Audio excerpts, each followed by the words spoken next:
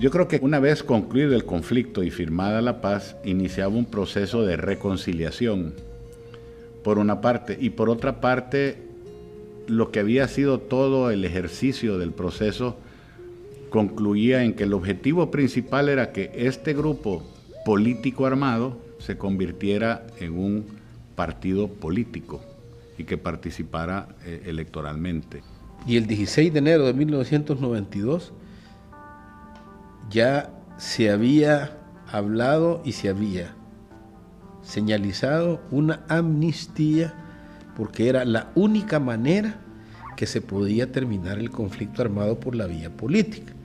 El FMLN quería ser partido político, por lo tanto todos sus dirigentes, para poder participar en política al interior del país, no tenían que tener delitos que fuesen perseguidos por la justicia. Y por el otro lado, la Fuerza Armada jamás iba a dejar que se firmara un acuerdo de paz si en el texto del acuerdo llevaba implícito que ellos, por actos cometidos durante el conflicto, pudiesen ser llevados a la justicia y encarcelados. Nunca. La amnistía se hace porque si no hay amnistía no hay paz. Es imposible. Si estamos en guerra y me dicen que firmemos la paz, los dos bandos, lo primero que dicen, aquí la firmamos y después tenés el gobierno y me metés preso. ¿Cómo íbamos a firmar la paz con esta gente, con los militares, y decirles, ¿sabes qué? Firmame aquí, pero mañana te mando a traer y te meto a la cárcel? ¿De quién me va a firmar eso? Nadie me va a firmar eso. Entonces, la única manera lógica de terminar la guerra en un momento de ansiedad y donde no estaba construido, ni consolidado, ni cumplido nada todavía de los acuerdos, la única manera era con una garantía de que se iba a respetar esa cuestión. Para mí es absurdo pretender que todos los que hayan cometido crímenes de lesa humanidad vayan a la cárcel, porque primero no cabrían, ¿verdad? Número uno, ¿verdad? Y número dos, bueno, la guerra es una locura y las locuras no se superan a base de dar palos a todo el mundo, ¿verdad? Pero sí a base de decir la verdad y a base de reconocer a las víctimas como víctimas de cualquier bando que sea. Suscribir un acuerdo de derechos humanos al FMLN le costó, por poco rompen el proceso, porque no era una iniciativa de ellos, esa iniciativa la presentó el gobierno. Porque los derechos humanos siempre se creyó que el único violador de derechos humanos era el gobierno, pero violaciones de derechos humanos habían de la guerrilla, cantidad. Lo que se pensó entonces era en un mecanismo de perdón y olvido, o sea, de no judicializar nada, pero que era necesario que la población conociera la verdad, no contada por ninguno de los dos bandos, sino que contada por un tercero.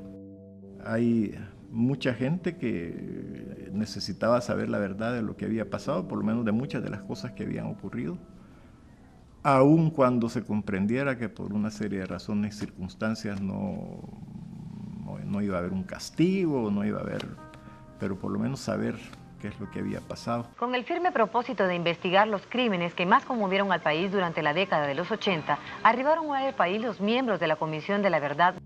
O sea, es una falsedad pensar que aquí hubo solamente un tipo de violador de derechos humanos. Los derechos humanos los viola cualquier persona que sea parte de una guerra. Los excesos siempre se cometen.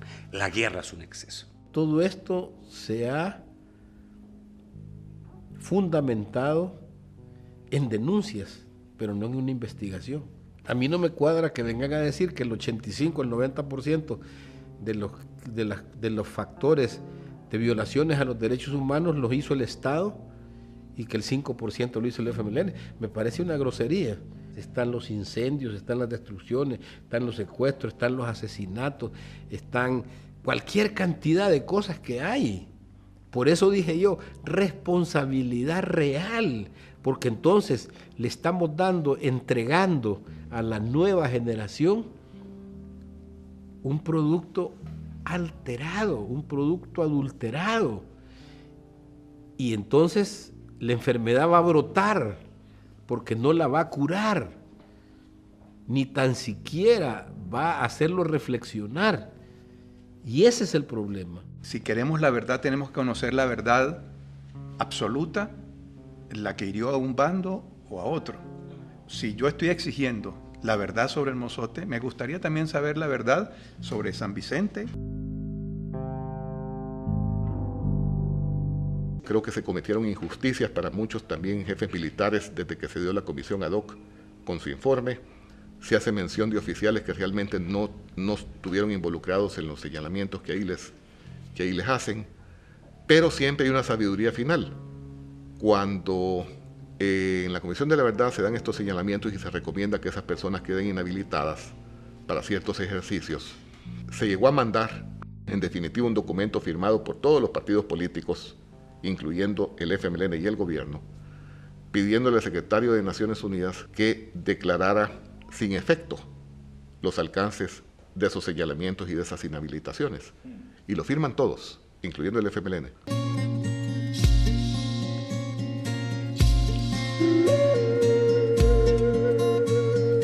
Digamos, es una catástrofe, es una tristeza que el país haya tenido que pasar por esa guerra.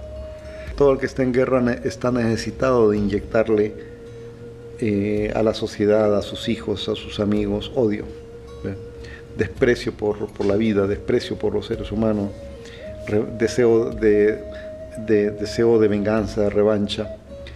Y tristemente, digamos, el odio se cultiva igual que se cultiva el maíz. O sea, si se siembra odio, se cultiva odio.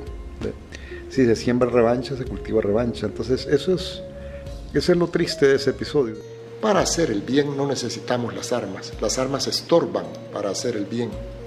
Para hacer el bien lo que necesitamos es ser humanos y mejor todavía ser cristianos. El fin no justifica los medios. Yo no puedo apoyar a gente así, no puedo.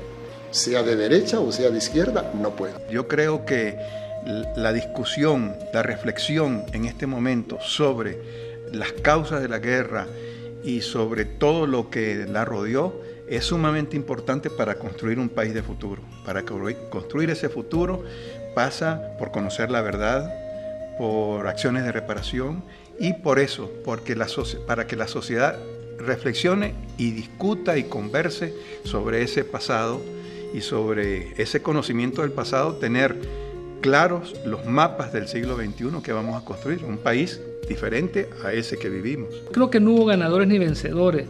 Desde el punto de vista militar, el FMLN entregó las armas y tuvo que incorporarse a un sistema democrático, a cambio de una reforma política.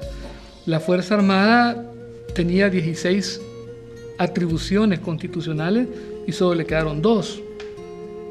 Nada más. En ese sentido sí puede decirse que perdió, pero la Fuerza Armada ganó en el sentido que de ser una institución repudiada, vilipendiada, odiada por la mayoría de salvadoreños, pasó a ser una de las instituciones más queridas por los salvadoreños, por su papel durante las tormentas, los desastres naturales y por su impecable comportamiento durante todo el periodo de la posguerra. Dijo alguien, es cierto, no se puede olvidar en la guerra, pero sí se puede perdonar. Y eso es lo que hemos hecho. A las generaciones del tiempo del que estamos hablando, de los 70s, se les puede criticar cualquier cosa, pero hay una que no se les puede criticar, y es que no se hayan hecho cargo de su país. Entonces ahora la generación actual tiene que hacerse cargo del país, así de simple. Eso es lo que les pedimos, ni más ni menos. Ya nosotros estamos mayores, pero la verdad es que ya nosotros ya terminamos. Si yo no conozco el por qué se dio esa tragedia en El Salvador, yo puedo caer fácilmente otra vez en el mismo error, en que hay un conflicto. Entonces es importantísimo para que los jóvenes no sufran lo que sufrieron los que vivieron el conflicto armado, que se enteren de por qué, cómo, cuándo, quién, para que no vuelva a ocurrir. Quisiera compartir una carta que escribió mi abuelo en marzo de 1977, 2 meses después del secuestro y asesinato de mi papá, que tiene un significado muy especial para mí, para mi familia, y que definitivamente marca un claro norte de cómo nosotros vamos a enfrentar esta situación. Continuaremos por la ruta que nos hemos trazado, contribuyendo a desarrollar nuestra patria. Lucharemos por mejorar las condiciones de vida de los que nos rodean, por fomentar la paz, la comprensión y la justicia. Esto es lo que Roberto hacía, esto es lo que él hubiera querido que hiciéramos, esto es lo que haremos. Tenés que aprender a perdonar para poder permitirte seguir adelante. Y yo creo que no es fácil, definitivamente, ¿me entiendes? Y yo sé que hay bastante gente que, especialmente en relación a lo de la guerra, que perdieron a personas muy queridas, que perdieron a su familia, que vivieron experiencias muy difíciles. No es fácil perdonar. No fue fácil para mí tampoco. Pero en realidad creo yo es la única forma para poder salir adelante.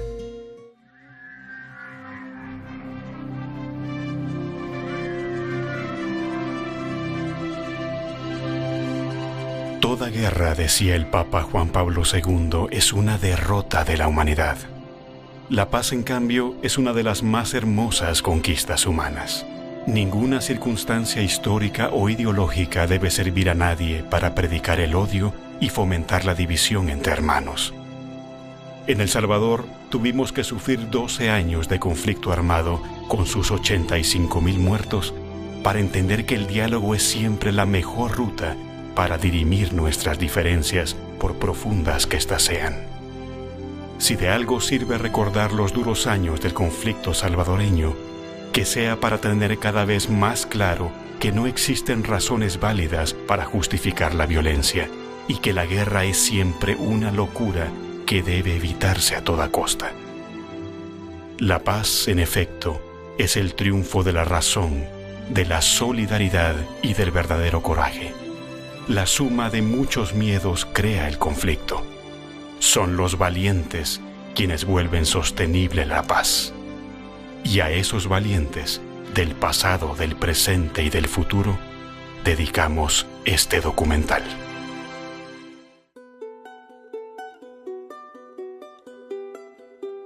Héroes o villanos, no. No, señores. Aquí hubo de todo y para todos, y si queremos juzgar, hay silla para todos.